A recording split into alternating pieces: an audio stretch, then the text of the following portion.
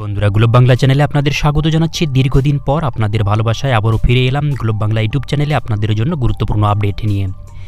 এই ভিডিওটিতে থাকবে কেন্দ্র সরকারের পক্ষ থেকে বাংলায় আবারও নতুন করে 4 লক্ষ আবাস যোজনার ঘরের টাকার কথা ঘোষণা করা হয়েছে। তো এই বিষয়ে আমরা বিস্তারিত এই ভিডিওটিতে জেনে নেব।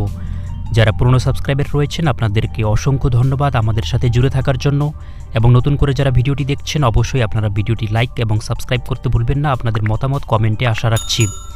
বন্ধুরা, আবারও 4 লক্ষ আবাস যোজনার ঘরের টাকা নতুন করে ঘোষণা করল পশ্চিমবঙ্গের জন্য কেন্দ্র সরকার।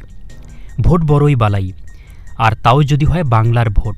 100 দিনের কাজের টাকা এবং আবাস যোজনার যে 11 লক্ষ আবাস যোজনার ঘরের টাকা দীর্ঘদিন ধরে আটকে রেখেছে কেন্দ্র সরকার, সেই কৌশল যে শেষ পর্যন্ত নরেন্দ্র মোদীর ভোট ব্যাংকে ধস নামিয়েছে তা হারে হারে বুঝেছে গেরুয়া শিবির। তাই শরিকদের আঁকড়ে ক্ষমতায় ফেরার পরেই এবারে নয়া রাজনীতি শুরু হয়ে গেল বাংলাকে ঘিরে।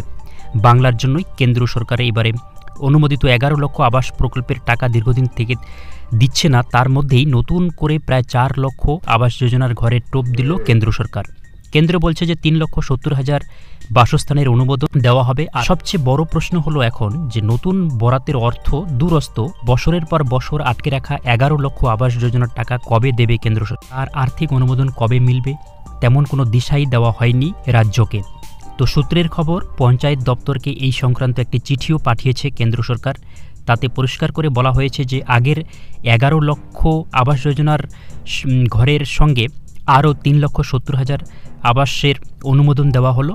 ফলে 24-25 অর্থবর্ষের বাংলার জন্য মোট অনুমোদিত আবাস যোজনার সংখ্যা হলো 14,70,000। ক্ষুদ্র প্রশাসনিক মহলের দাবি 11 লক্ষের নিয়তিই হতে চলেছে এই 3,70,000-এর। তাদের মতে কেন্দ্র ডিসেম্বরের মধ্যে টাকা না ছাড়লে রাজ্যের কোষাগার থেকে টাকা দিয়েই গরিব মানুষের বাড়ি তৈরি করে দেবে রাজ্য সরকার। সেই ঘোষণা করে দিয়েছেন মুখ্যমন্ত্রী মমতা বন্দ্যোপাধ্যায়। তো কেন্দ্রের বদলে রাজ্য যদি সম্পূর্ণ টাকা খরচ করে আবাস প্রকল্পের বাড়ি তৈরি করে দেয় তাহলে 2026-এর বিধানসভা নির্বাচনে আরও বড় বিপাকে পড়বে গেরুয়া শিবির। তাই এই নয়া অনুমোদনের গাজর ঝোলানো হলো বলেই মত রাজনৈতিক মহলের। রাজ্যের এক শীর্ষ কর্তা বলেন, নিজেদের ভাবমূর্তি উদ্ধারের লক্ষ্যেই নামমাত্র অনুমোদন দেখিয়ে প্রাপ্য টাকা ছেড়ে দেওয়ার গাজর ঝোলাচ্ছে কেন্দ্র। এটা বাংলার মানুষের জন্য আরও অপমানজনক। 2022 সালের ডিসেম্বর মাসে রাজ্য জুড়ে যাচাই প্রক্রিয়া চালিয়ে 33 লক্ষের পার্মানেন্ট ওয়েটিং লিস্ট তৈরি হয়েছে।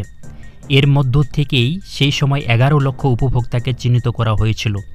এবার নির্দিষ্ট পোর্টালের মাধ্যমে একেবারে স্বয়ংক্রিয় পদ্ধতিতে পরের 22 লক্ষের নাম বাছাই হবে।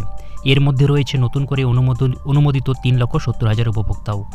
তবে নতুন করে অনুমোদন দিলেও বাংলার জন্য এই পোর্টাল এখনও বন্ধ রয়েছে। এই প্রসঙ্গ তুলে রাজ্যের এক কর্তার প্রশ্ন, এই অনুমোদনের মানে কি? জানা গিয়েছে আগামী মাসেই নয়াদিল্লিতে প্রতিটি রাজ্যকে নিয়ে বসছে গ্রামোন্নয়ন মন্ত্রকের এক্সিকিউটিভ কমিটির বৈঠক। সেখানে বাংলার আবাসের প্রাপ্য টাকা নিয়ে কেন্দ্রকে নিজের অবস্থান স্পষ্ট করতে বলা হবে বলেই সূত্রের খবর।